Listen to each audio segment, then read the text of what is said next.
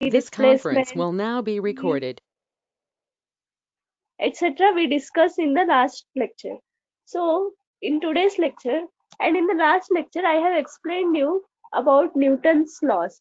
In short, as brief, I given you the definitions and some examples I think I have given you. So in this class, again, to study the Newton's laws, we need to study about the forces. So this class is about all the forces which are present in the universe. Okay, sir. Next slide. Okay, the forces. So generally, you all know what is force. Okay, if we without applying force, there is no motion. And Newton's laws is regarding motion. It is all about motion. So until unless we apply some force, it does the body or the object doesn't move. That is what the first law of Newton. So Newton's first law, second law, and third law we discussed in the last lecture. So now we study about the forces. So in our universe there are only four types of forces. Okay, overall four types of forces we have.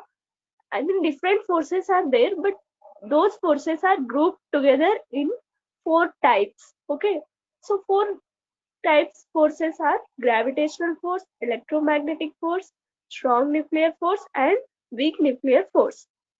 So first we see about the gravitational force. Okay, so what is gravitational force?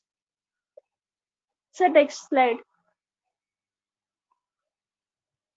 So, as you see the definition of gravitational force, what is gravitational force means what comes to your mind? It is nothing but the force exerted by the earth on an object. Okay, right?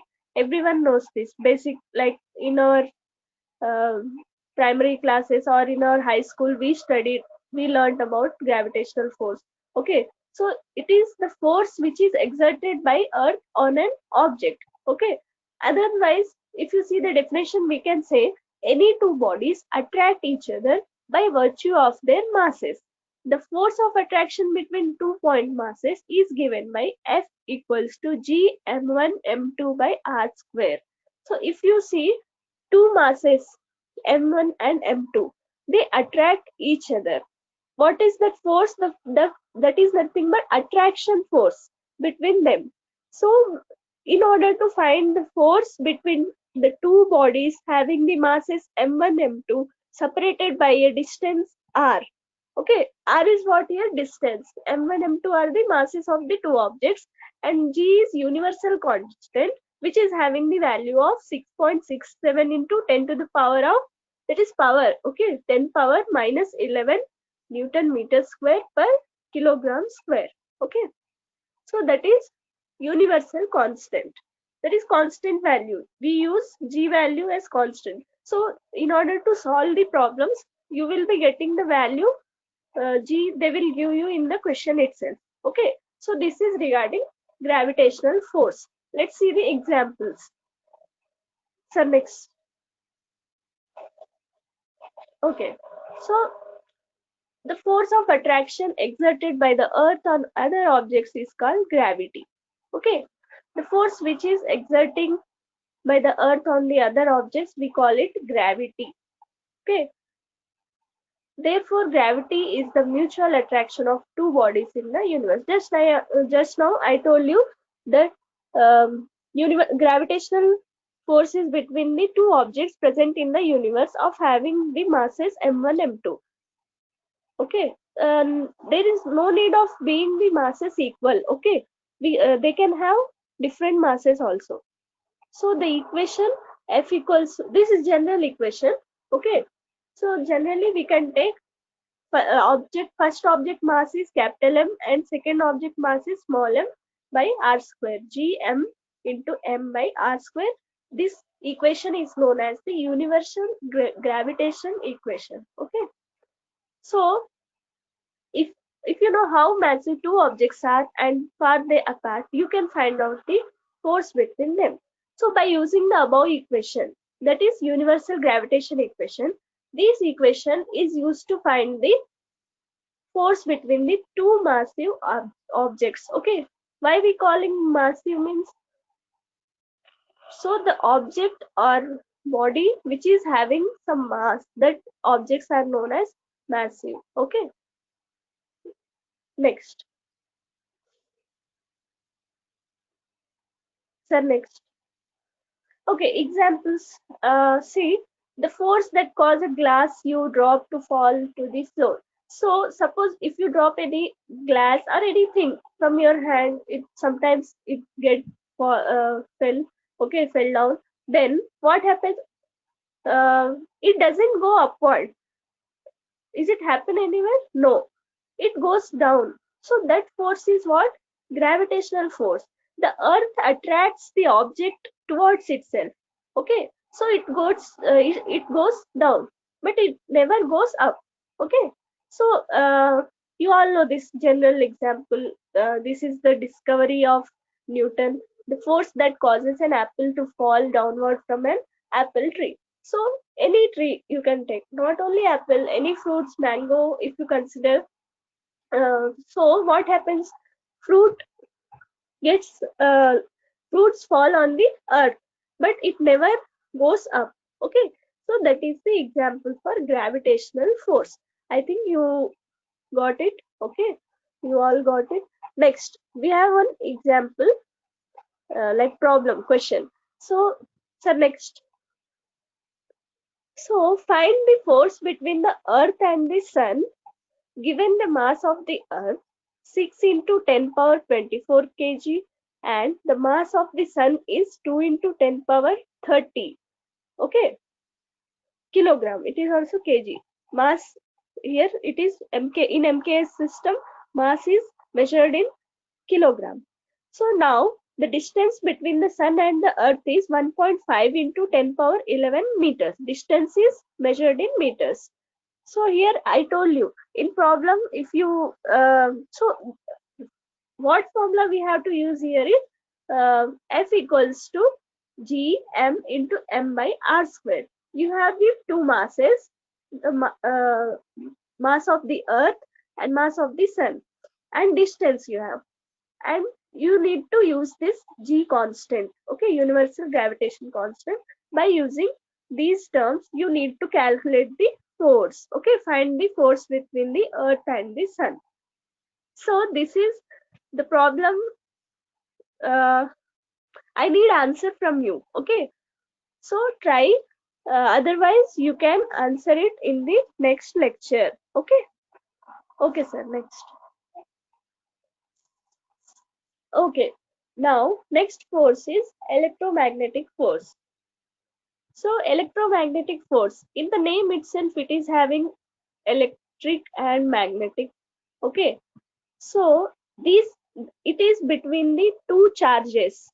Okay, charges. What is charge? We have two types of charge, positive charge and negative charge. So this type of force occurs between the two charges which are at rest with respect to the observer.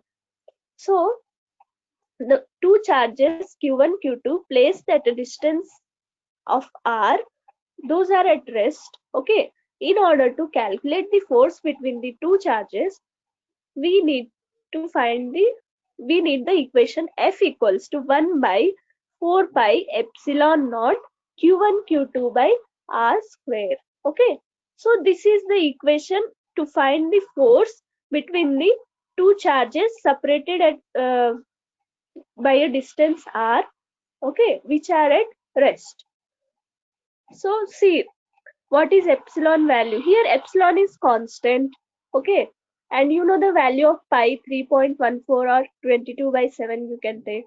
Okay, as per need, where epsilon value is what? 8.85419 into 10 power minus 12 coulomb square per Newton. That is c square is nothing but coulomb square. So why coulomb here? The unit of charge is coulombs. Okay, so it, which is a constant. Epsilon value is constant here. Again the quantity 1 by 4 pi epsilon naught is 9 into 10 power 9 Newton meter square per coulomb square. Okay, So directly you have the value of 1 by 4 pi epsilon naught. You need to substitute the values of two charges and distance. That's it. Okay. So you can solve problems using this equation. Here you have one constant, that is epsilon. So here, see, this force is also known as Coulomb force, and it acts along the line joining the particles. Line joining the particles means nothing but charges, two charges. Okay, force between the two charges we are finding, which are separated by a distance r. So it also explains how both moving and stationary charge particles interact. Okay, it also explains about this not only stationary charge but also moving particles, moving charge. Regarding moving charge also it explains us. Okay. Okay, next. See, for example, here you have in the figure negative and positive two charges we have taken, which are separated by a distance r. Okay, so here which type of force you have? Opposite charges, what they attract, and similar charges repel. Okay, so there is an attraction force between the charges in the first figure. See, negative and positive. Here you have attractive force. So down you have repulsive force. So you know, I think this. Okay. So examples again we can take. Uh, Electromagnetic force is responsible for the attraction of small paper pieces when brought near recently used comb. So in like high school, we would have done this experiment. Uh, so if you place a recently used comb is placed near the pieces of paper, okay, you just if you want to try this, um, I think you may know, but if anyone don't know, you can try this. Okay, so make some pieces of paper and you after using the recent use comb, if you get that comb near the paper automatically attracts to the comb and it sticks to the comb. Okay, so this is example for electromagnetic force. Means you have charges present in the comb as well as in the paper. So those two charges are opposite. So those are attracting each other. Next, in atoms, the electrons are bounded by the electromagnetic force. So they are attracting to the protons. So electrons are negatively charged and protons are positively charged. So of course they get attracted to each other. Okay. So there we have electromagnetic force. So these are some examples. If you want to try that comb and paper, you can try it. Okay. Next. So next. Okay. So electromagnetic forces having many parts. Like in electromagnetic force only, we are having different types of forces. So first one is friction. So how many we have three types of forces in electromagnetic force. First one is friction, next tension, and final one is normal force. Okay. So friction. What is friction? You like forces between two surfaces in contact. Okay. These are the forces. Friction is also a force, which is we call it also it is known as contact force. You heard about contact and non-contact forces, so it is nothing but contact force, friction. So if two surfaces are interacting, then one force occurs. That force is known as friction. So what happens here when two surfaces slide against each other? This interaction increases the thermal energy of the two surfaces. What is thermal energy here? It is nothing but temperature. Okay, if the temperature between the two bodies increases, then we observe their frictional force. Okay, so what is the need of friction force? So while driving or walking, we need friction. Okay, if there is no friction, uh, we cannot drive the car or any vehicle, and even we can't walk. Okay, so there is much need of friction. So for example, if you consider smooth surface, okay, you can't walk on smooth surface, like if it is so smooth, more surface, like more smooth the surface is, less friction you have. Okay, friction is there but less friction you have. I'm not saying that totally friction is vanished. Okay, less friction on smooth surface. On rough surface you have more friction. So we need more friction, or simply we need normal friction in order to walk or drive. Okay, next,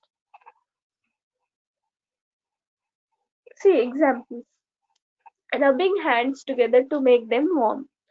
So in winter generally you rub your hands to make them warm. So that is the force. What force, what you are producing there? There is a thermal energy. Okay, thermal energy is nothing but it is a kind of force. We can say temperature. So temperature increases if you rub your hands. So then you are there is energy that is produced. That energy is known as thermal energy, and this is the example for friction. Okay, there friction between your hands taking place. Okay, rubbing pieces of wood together can start a fire.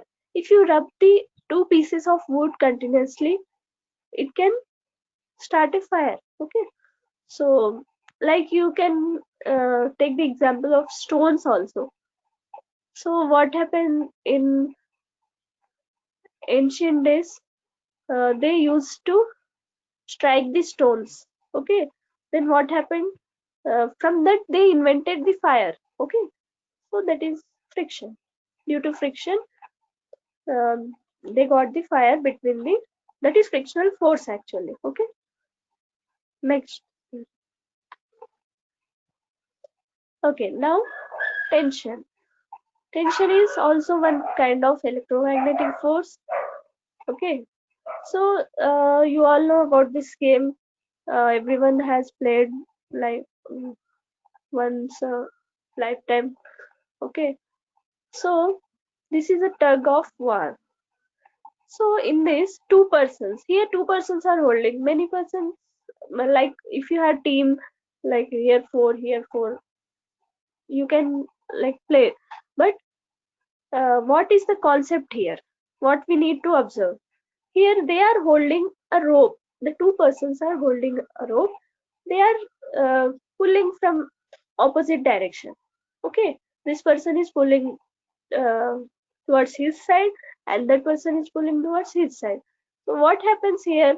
The rope, they like we did not notice much, but the rope gets stretched, or some length of the rope increases, we can say. Okay, by stretching, the length of the rope increases. So that increase in length is known as tension. Okay, that is also a force. Okay, tension is nothing but it is one of electromagnetic forces, and it is produced due to the increase in length. Okay, and if you consider spring, okay, so uh, in spring, what you do, if you pull the spring from two sides, what happens? The size of the spring increases. Okay, that is also the tension force. So this is one type of force in electromagnetic forces. Next, okay, now we study about normal force. So what is normal force? Normal means, in the name itself it is there. Normal means we all know that it is nothing but perpendicular. The forces which are acting perpendicularly, okay, that forces are known as normal force. Okay, in the figure, if you see the a book is placed on the table. Okay, so the upward arrow indicating Fn. What is meant by Fn? So that is nothing but normal force. It is denoted by Fm. That is normal force which is acting perpendicular to the book. Perpendicularly means which is making 90 degree with the surface. So what is surface here? Book is the surface and the force is acting perpendicularly to, so it is making 90-degree angle, that is known as perpendicular. Okay. So again the table, uh, see, when a book is placed on a table, the normal force keeps the book from falling through the table. So normal force is applied in upward. Okay. And here we have gravitation force in the downward. So earth earth is like forcing it to come downward, book, but book is forcing the table from the upward. Okay, here the forces are in opposite direction, so here they get balanced, so there is no chance of falling the book. Okay, so that is about that is the importance of normal force actually. Okay. Next. Okay, now strong nuclear force. So you all know about nucleus. First we take atoms. Atoms contains nucleus. Nucleus having electrons revolving around it. Inside it is protons and neutrons are present. Structure of nucleus you all know about. So in that nuclear forces are present in the nucleus. Okay, the strong nuclear force is what it is, nothing but it is the force between the nucleons. Okay, protons and neutrons together called as nucleons. Okay, so the force which is observed between the nucleons, which is present inside the protons and neutrons are present inside the nucleus, we all know, and electrons are revolving around the nucleus. So that is the structure of nucleus. So here the forces are this strong nuclear force is observed between the protons and neutrons. That those are known as together known as nucleons. So that type of force is known as strong nuclear force. Okay. So sometimes we call this force as strong force or strong nuclear force. Okay.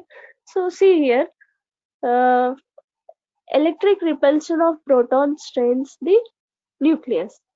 So here what proton gets like repulsion is occurring between them, and what happens here?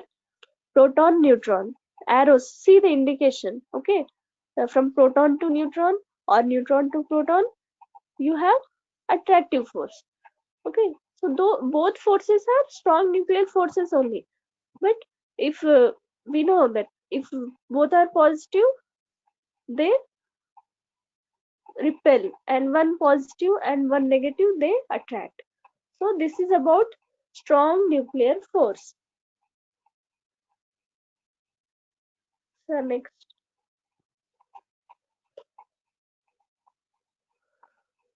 Okay, now weak nuclear force. So what is weak nuclear force? It is the force which is acting inside individual nucleons. Individual nucleons means individual means single. So there we saw bunch of protons and neutrons like nucleons. Here these forces are acting between the individual nucleons, means proton proton, proton neutron, or neutron proton. Okay, so these are the weak nuclear forces which acts between the single nucleons. So why it is acting like it is having the short range than the strong force. So what happens in this? It is the force that allows protons to turn into neutrons and vice versa through beta decay. So what is meant by beta decay? It is nothing but fast, energetic, moving electron. Okay. So when how proton turns into neutron means How? Due to beta decay. Beta decay is what? A fast energetic moving electron with when it comes to proton. Okay, so proton is positively charged and electron is negatively charged. So um, when both the proton and electron meets together, what happens? They it become neutral. Okay, neutral means it is nothing but it is not having any charge. In no charge means we call that it as the particle is neutron. Okay, and vice versa. Okay, uh, if the proton is taken from the if proton comes and attract meets to the electron, then what happens? Then again it becomes neutral and it turns into a neutron. So this keeps the right balance of protons and neutrons in the nucleus. So by use by this the balance will be the it is balanced in the nucleons. Like there must in an atom, if you consider, always you see equal number of protons and equal number of neutrons are present. Okay, so how they are balanced? So by this they are balanced by using beta decay. Okay, the weak force is very important in the nuclear fusion that happens in the sun. Okay, where this weak force is important, which is have it is important in the nuclear fission. Okay, where we nuclear fusion takes place. Nuclear fusion takes place in the sun or stars, we can say. Okay, so nuclear fusion is what? This is nothing but a reaction in which two or more atomic nuclei are combined to form one or more different atomic nuclei and subatomic particles. Means what here? Nuclear fusion is nothing but two nuclei. Means two nucleus, one, two. Two nucleus are combined to form the one or more nucleus. Okay, so that is nothing but nuclear fusion. Nuclear fusion generally occurs in sun and stars. Okay, sun is also a star, you know. Okay, so nuclear fusion occurs between the sun and the star. Next, okay. So we up to now we are studying about the forces. Let's revise once. First, the uh, uh, there are four forces in the universe. Okay, first one is gravitational force, second electromagnetic force, next strong nuclear force, and weak nuclear force. Hope you all are clear with this. Okay, and in electromagnetic force we again studied about three forces: friction, tension, and normal force. Okay, and we saw the examples. So one problem I have given you in the gravitational force. So if you are not getting it, I will explain you in the next class. Or if you are getting, you can use calculator. Okay, you can use calculator to solve the problem. Uh, and if you got it, post the answer in the comment box. Otherwise, in the next class you can post it. Okay. So in physics, especially in mechanics, we study about motion. I told it is nothing but study of motion mechanics. So forces are important.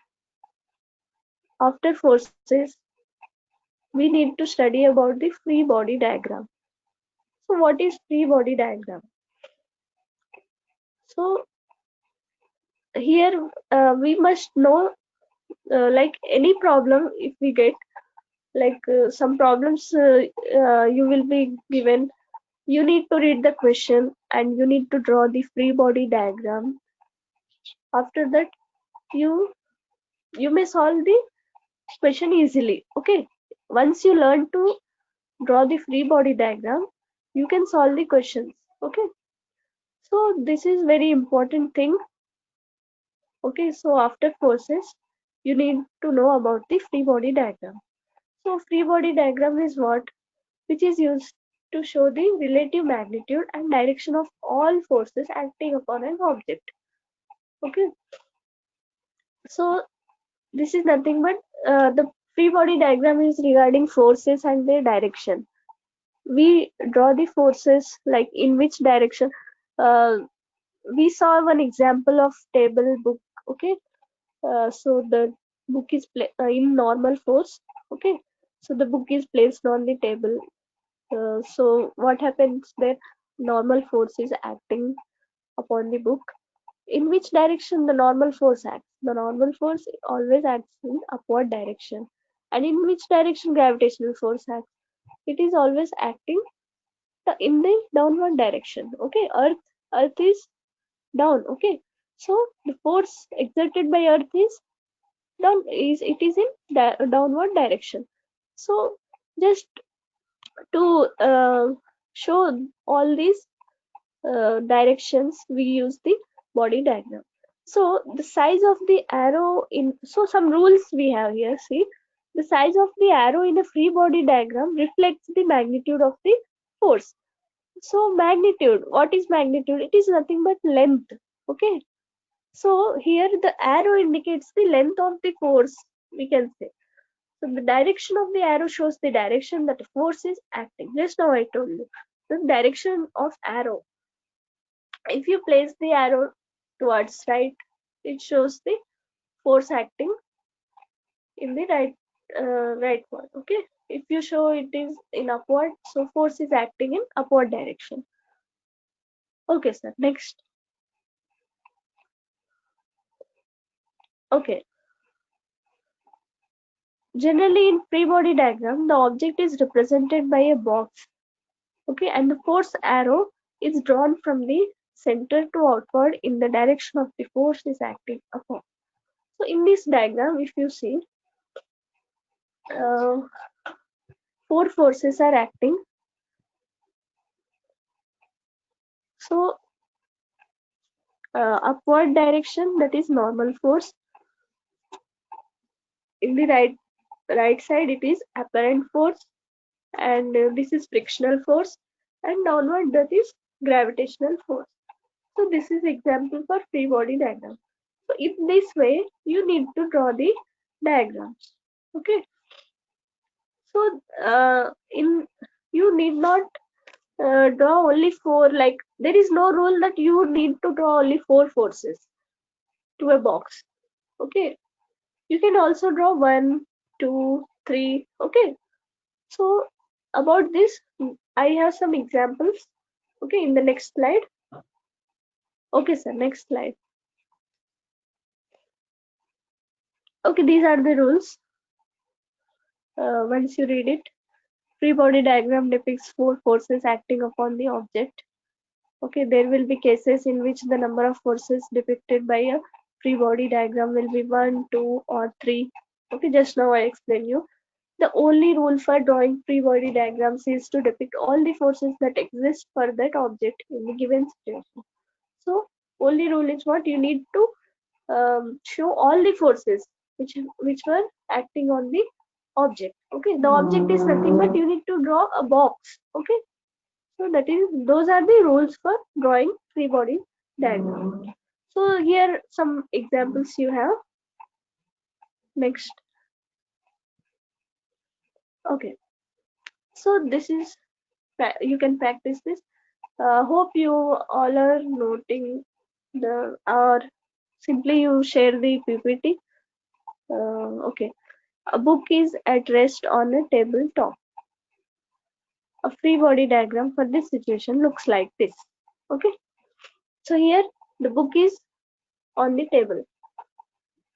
So just now we saw the book is on the table. Then we have two types of forces acting upon the book. So one is normal force and one is gravitational force. So for this example, the free body diagram is this one. Okay. Next, a gymnast holding onto a bar is suspended motionless in mid-air. Okay. So you need to imagine. Okay. Here imagination is important. In order to draw the free body diagram, you need to imagine a gymnast. Okay, he is holding onto a bar which is suspended motionless in mid-air. The bar is supported by two ropes.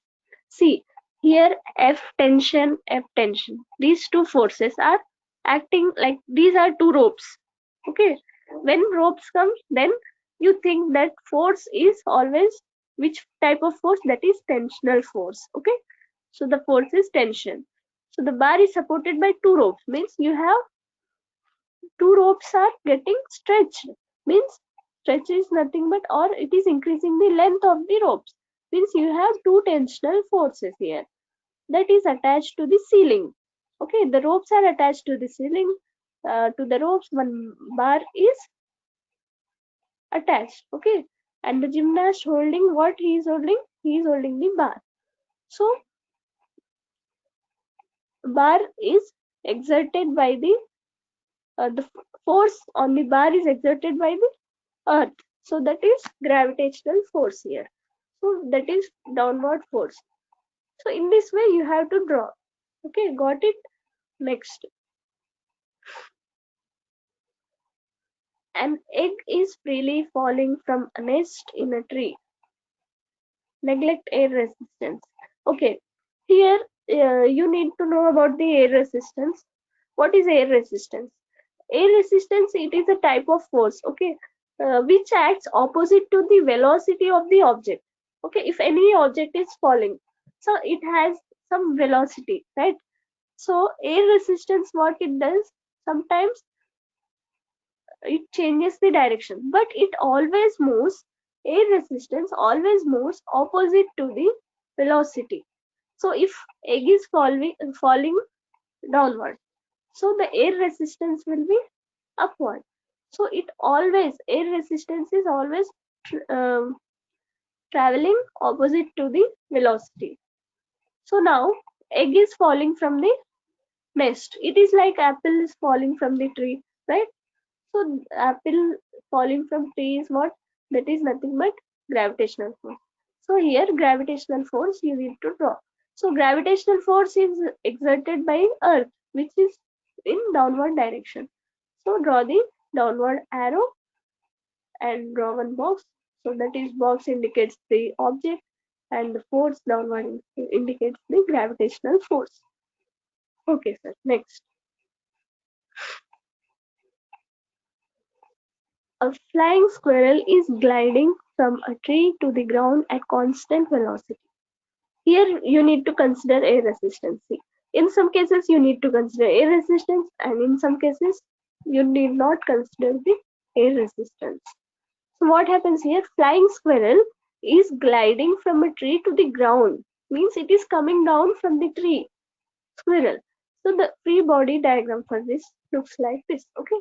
So just now I told air resistance always travels in the opposite of velocity. Means the squirrel's velocity is what? It is in opposite direction to the air resistance. So air resistance is upward. So that force is known as air resistance force. F air is nothing but air resistance force. Here the squirrel is coming down. So of course it must be in upward direction. So air resistance is upward direction and the velocity of the squirrel is in downward direction. And when it is coming to the ground, what happens here? The ground is exerting the force. So that is which type of force is a gravitational force. So you need to draw the downward arrow for gravitational force. So gravitational force is acting upon us also. Okay. So if there is no gravitational force, we can't stand erect. Okay. So likewise, if the squirrel is coming down, it is also possessing some force, that is gravitational force. So this is the free body diagram for this example. And last, okay, a rightward force is applied to a book in order to move it across a desk with the rightward acceleration. So we studied about acceleration, velocity. Okay. So here, rightward force means, see, F, apparent force, rightward force, that is apparent force. So we are uh, pushing a book, okay, which is present on the desk. So this object is book, okay. You are pushing from right, so that is apparent force. And pushing means it is going, it is changing its position, like it is surface is what, desk, and book is object. So there is a contact between the two surfaces. So that is contact between two surfaces. Which type of force that is? That is frictional force. Okay. So again, book goes to the left. From right, it goes to the left, and to the left, that side, which type of force it is? Frictional force. So left side, you indicate the frictional force. Right side, that is apparent force. And this one is already you have, suppose if you right and left, if you do not consider those two forces, okay, generally what you have, desk and book. On so book and desk is having one normal force and one gravitational force. This is in general they have. Okay, so according to this question, a rightward force is applied to a book in order to move it across a desk with a rightward acceleration. Okay, so the rightward force, once applied on the book, it moves slightly in right direction or left direction. Okay, so there you have, you need to indicate which type of force it exerts when it moves from right direction. So that is frictional force, and this one is apparent force, where we are actually, we can say there is applied force. Okay, APP, that indicates the applied force. So force which we are applying, that is applied force, and this is frictional. Okay, so this is free body diagram for this question. So today's lecture is completed. Thank you everyone for listening, and if you have doubts, you can ask in the comment section. Comment section you can ask. Thank you everyone. Thank you, Diksha Pandey ma'am, for this informative session. So there is some construction work is going beside my home, so you will listen too much disturbance. So if my No sir. voice, it is clear, Hmm. ma'am. Okay. Yes, So clear students, sir. Not that much disturbance occurred. It is okay, ma'am. clear. So students, if you have any questions, you can ask. And one student is asking, Shreya Suri, EM force, electromagnetic force, is initially defined as